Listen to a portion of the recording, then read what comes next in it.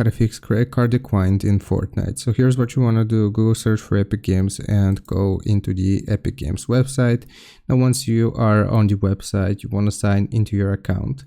To sign into your account, click on your name and then go into Epic Wallet. Now from here, what we're gonna do is verify our payment method to make sure that it's correct. So here, if you're using a credit or debit card, you just wanna go number by number and make sure that everything is typed in correctly. The card number, the name on the card, the expiration date, as well as the CVV code.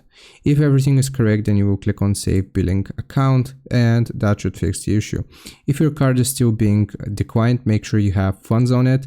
And the last thing that I suggest doing, if your card is again being declined, then you can use PayPal. You can link your PayPal here. So we're just going to click on PayPal, sign into your account, and you can use PayPal as a payment method on the Epic Games Store.